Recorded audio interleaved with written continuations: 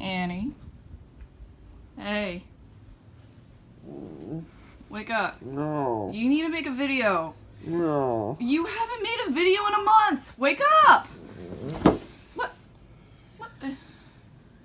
What is this? What? This. You know this is how I sleep. Just make a video. But what? That. Alright, fine. Give me the camera. Hey there, guys. Welcome back to Anthony Vlogs, where Anthony vlogs. And as you see in the beginning of the video, it's been a little while, so I figured I'd go ahead and make a video talking about a new comic that I picked up, which is Captain America #1. Now, this is the latest, I guess, series featuring Captain America. This was launched on July 4th of this year, so it's a big American boy issue. It's exciting times we live in. Now, this comic in particular is, I'm not going to say controversial, because it's really not, but it was when it was announced. Because essentially before this, you know, we had the Nick Spencer run, which is famously known as the Hail Hydra run. You know, Captain America was brainwashed by Red Skull and the sentient Cosmic Cube to think that he was secretly Hydra the whole time, and then the sentient Cosmic Cube created a real Steve Rogers, or was that always the real Steve Rogers? It's confusing, right? And then between that run and the current run, we had the Mark Waid era, which is very, very short. I don't think it lasted a year now that I think about it, but it was relatively entertaining. And now we have the Captain America run written by Ta-Nehisi Coates, I believe is the name. I'm sorry if I butcher that.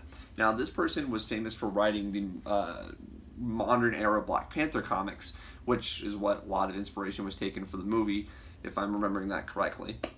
Now, this person is, as people have pointed out when this was first announced, wasn't exactly the top choice for a Captain America book.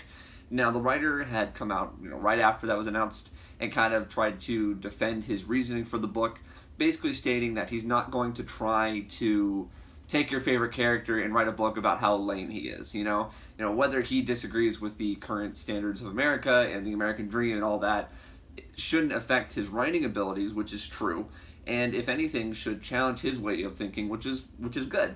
You know, in today's sort of political society, it's good to kind of see how another side thinks, or, you know, the positives and negatives and everything, and try to make yourself think and, you know, talk about this stuff. Because if you're just sort of, you know, shouting in an echo chamber, you're only going to hear that you're right, as opposed to, well, you know, people may be different, but they also have this to talk about, and it's interesting.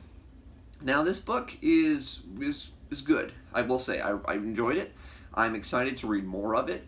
I think it might be the most grounded and possibly important Captain America series as far as today's culture since the Brubaker run. Now, for me, Captain America can be a lot of different things. That's part of the reason why I like the character so much. You can do different stuff with it. You can kind of do sort of a retro throwback sort of Captain America take, much more pulpy and much more action-packed, and there's always a way, otherwise the terrorists win, that kind of stuff. Or you could go from the more modern America espionage kind of, you know, no more stars and stripes, and it's more real and dirty, and Captain America sort of has to live with that realism.